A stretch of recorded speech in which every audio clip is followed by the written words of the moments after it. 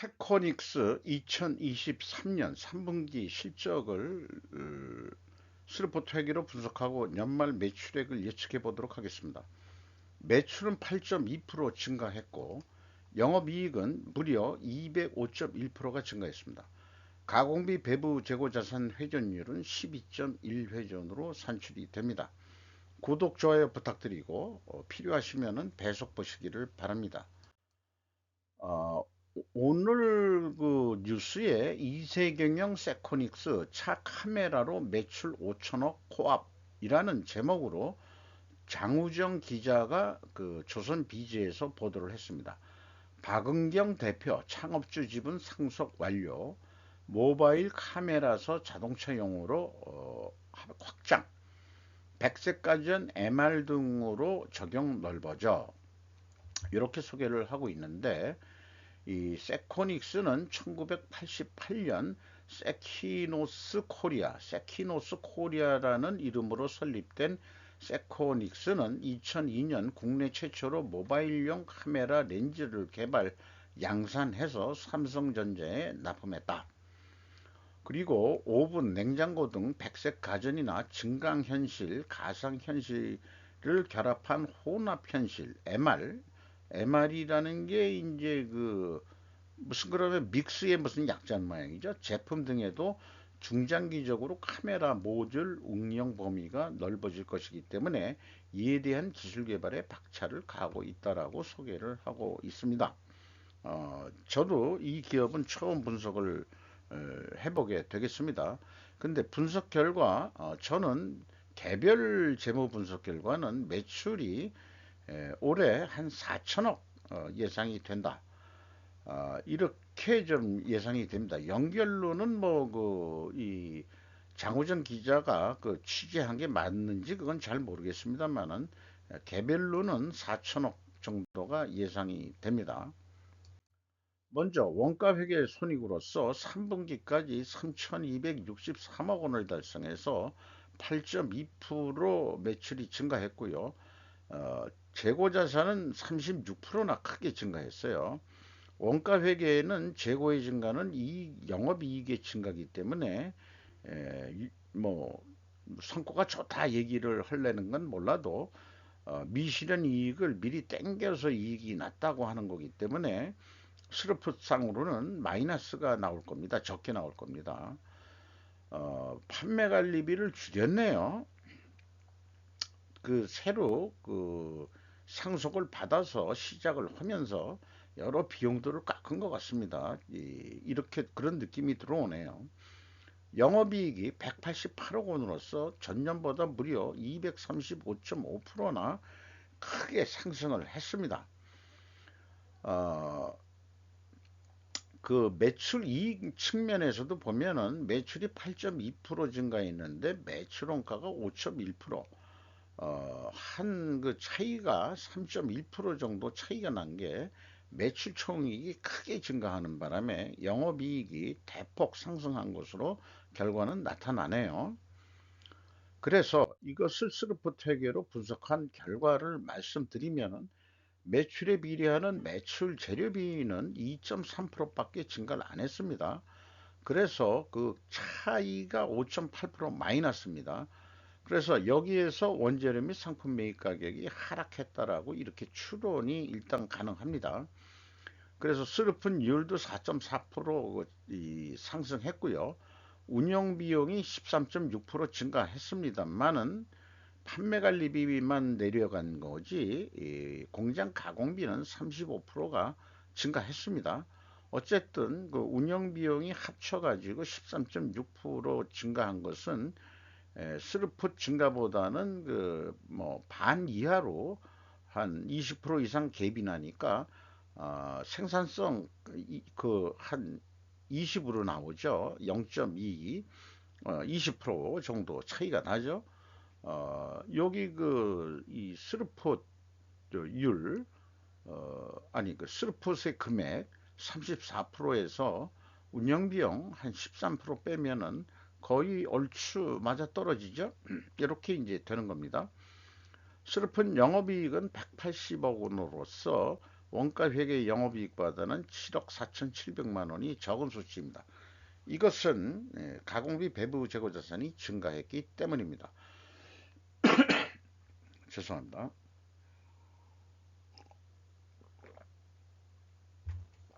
그래서 음,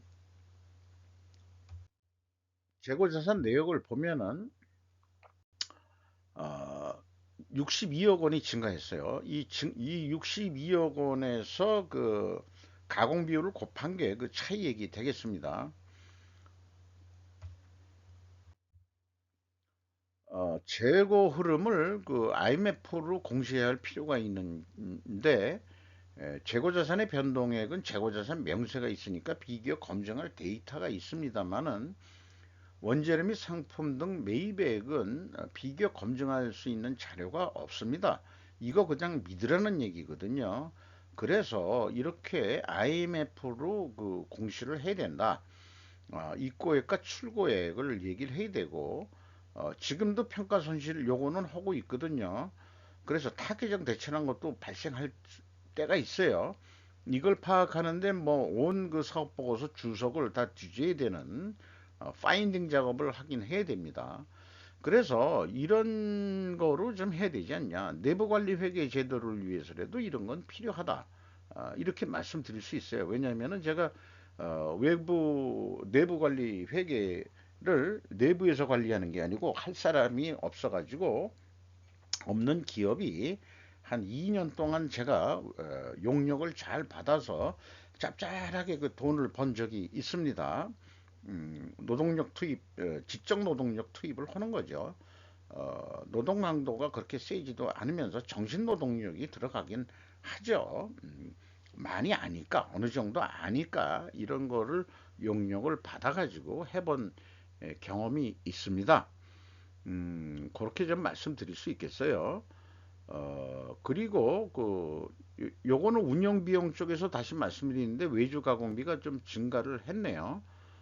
종업원 급여도 좀 증가를 했고, 요 정도 우선은 여기 전체 내용에서 일단 이렇게 보고, 오늘따라 이렇게 전화가 많이 오냐?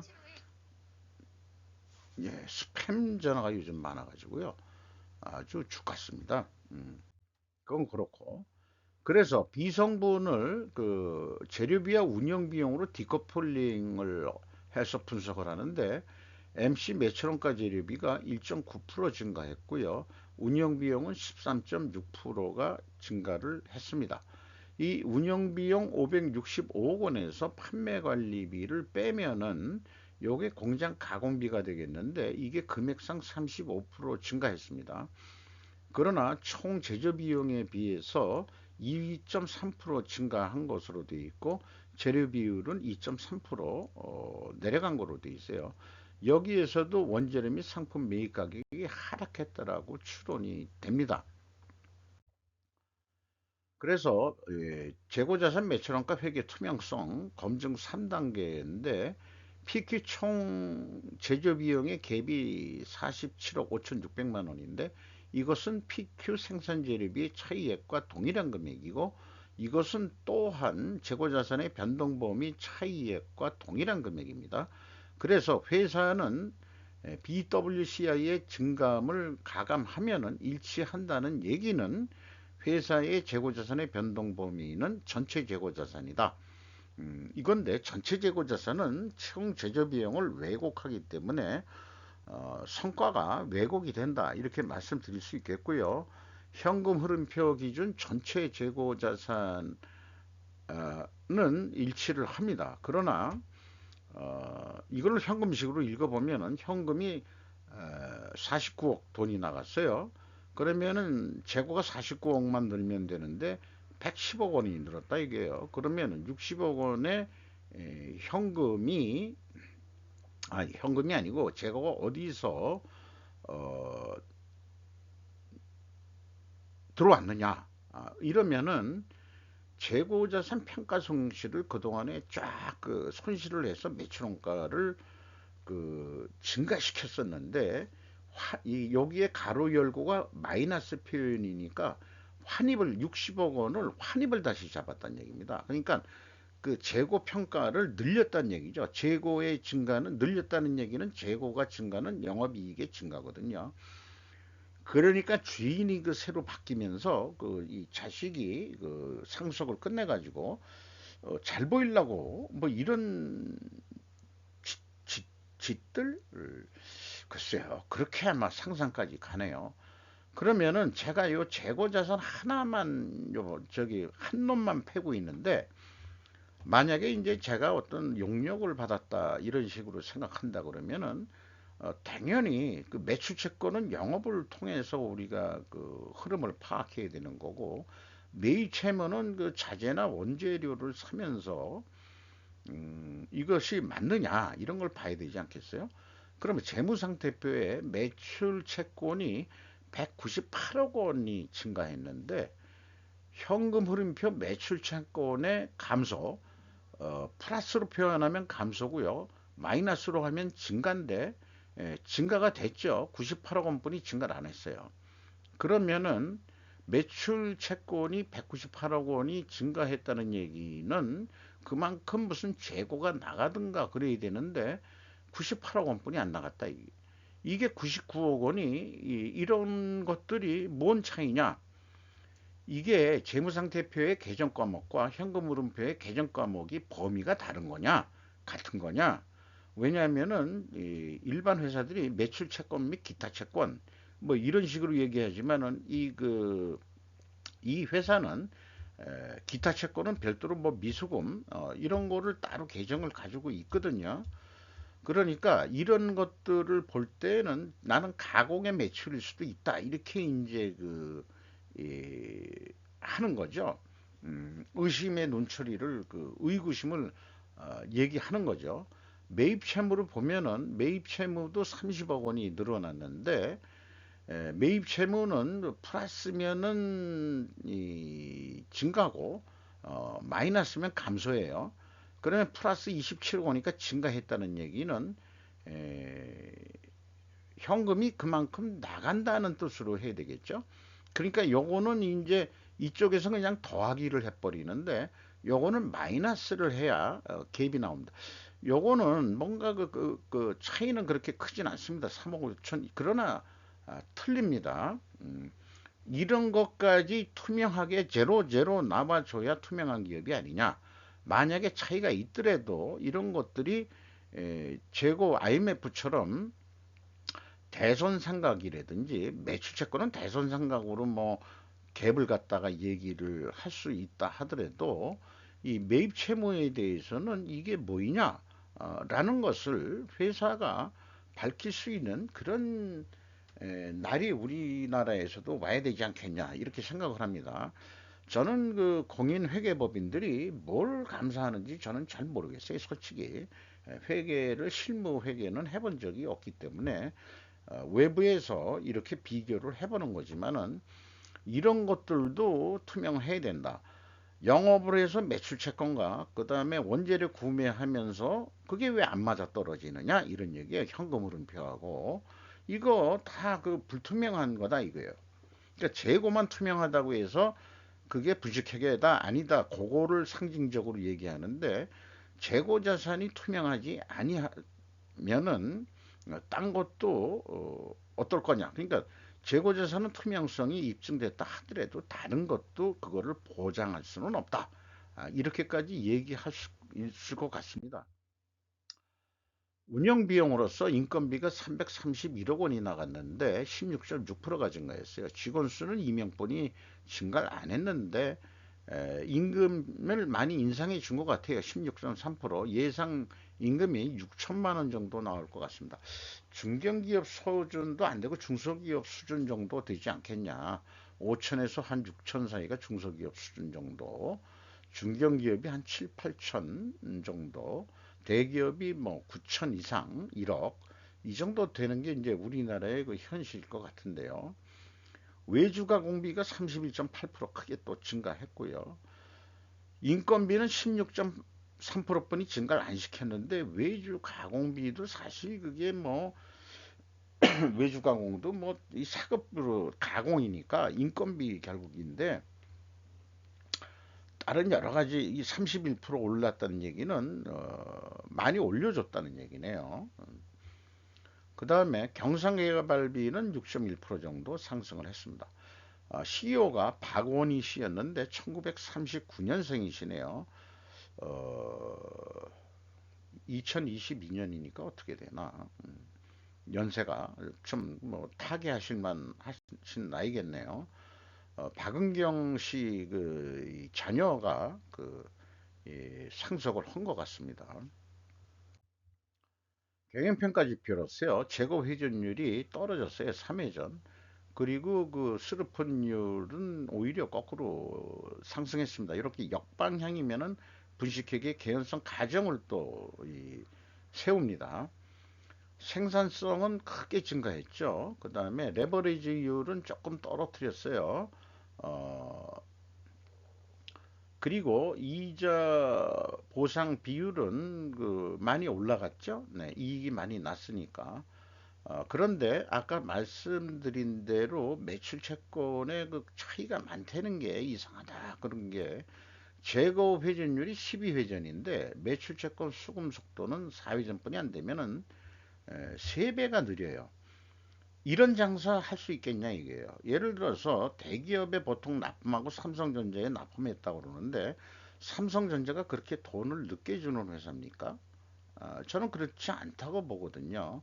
자동차 메이커의 자동차용 렌즈 모델 아니 그 모듈 이런 거를 납품한다고 그러는데 현대차라든지 기아차라든지 그렇게 늦게 해주는 데인가요? 난 그게 이상하다 이거죠. 그래서 더 좀 감사를 하고 그런 데면은 저는 재고 투명성만 일단 한 놈만 팼지만은 이런 것도 좀 패야 됩니다. 그래서 왜 수금이 늦냐? 재고는 수시로 납품을 하는데 왜 수금을 못하냐? 이거에서 부정이 있을 수 있어요. 수금을 했는데 입금 안 시키는 방법이 있습니다. 그게 요즘은 온라인으로 되니까 그런 일은 없을 거라고 생각은 합니다만은 온라인이라 하더라도 사람의 머리가 좁기 때문에 뭔가 거쳐가는 그런 저수지를 만들어 놓고 하게 되면 막을 방법이 없는. 오히려 전자가 더 조작하기가 쉬울지도 모르죠. 저는 그렇게 옛날보다도 더 조작하기 쉬울지 모른다. 물론 매입 채무 돈 주는 속도는 자기네들 수금 속도보다는 느린데 이거는 또 매입 채무가 또 빠르다 이게요. 자, 남들한테 주는 돈은 빨리 주면서 자기네들이 수금하는 거는 느려 터졌다. 요거 영업의 문제가 좀 있을 것 같습니다. 제 생각에는 그렇게 생각을 해봅니다. 분식회계 가정을 했는데 여기 반증은 원재료 및 상품 매입 가격 상승과 판매 가격 상승으로 순방향 데이터를 확인해야 된다. 그러면은 원재료 가격이 상승했느냐 그러면은 어, 요게 가중 평균까지 해서 근데 매입 비중의 그 수주료만 얘기를 했는데 이게 매입 자료를 보면은 6.12%뿐이 안 돼요. 이거를 원재료로 하기는 어렵습니다. 나머지 무슨 여기에 경통 및 그라스 렌즈, 램프, 모듈 관련 이런 거가 금액이 구매 금액이 93.88%나 되는데 그 가격은 비공개를 하고 있어. 이거 가지고는 원재료 가격이 하락했다, 상승했다. 거꾸로 지금 상승한 거로 추론을 했는데 이 가격이 오픈이 돼야 확인이 될 것 같습니다. 그리고 제품 가격은 거꾸로 또 내려갔어요.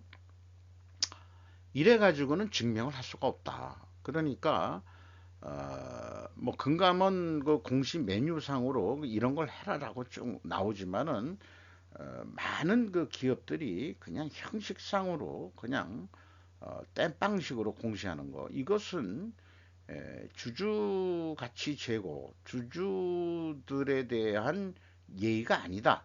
저는 그렇게까지 얘기할 수 있을 것 같습니다.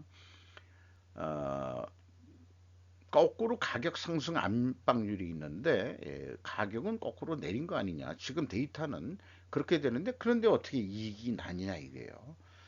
이런 게 그 상관관계가 그 또 인과관계까지 가야 됩니다. 이게 상관관계가 아니고 원인 결과 관계가 입증이 되질 않는다는 게 좀 문제가 되겠죠. 원가 회계 개념으로서 연말 매출액은 4,200억 정도 예상이 됩니다. 재고가 36% 증가했기 때문에 계속해서 증가한다 그러면은 계획은 235억 원 영업이익 그 예상인데 300억 이익이 나게 되어 있고요. 반대로 36%를 줄인다고 한다면은 이익은 132억으로 크게 대폭 떨어지게 되어 있습니다. 이게 에, 마녀 원가한테 걸려들은 우리의 현실인 것입니다. 그래서 마녀의 그 유혹에서 벗어나가지고 스루포스로 간다 그러면은 한 4천억 정도. 이것이 납품 단가라고 비유를 한다면은 마녀보다도 더 싸게 해가지고 충분히 이익을 낼 수 있다. 그러나 이제 그 합리적인 그 정상적인 이익은 146억 정도 되는데 이거 가지고는 좀 부족하지 않느냐? 그러면은 재고 회전율을 18회 전까지 물론 노력을 해야 됩니다. 11.7%나 그 또 영업 활동을 해가지고 한다 그러면은 매출이 한 4천 한 뭐 500억 가까이까지 어떻게 올린다면은 246억까지 이익은 낼 수 있다.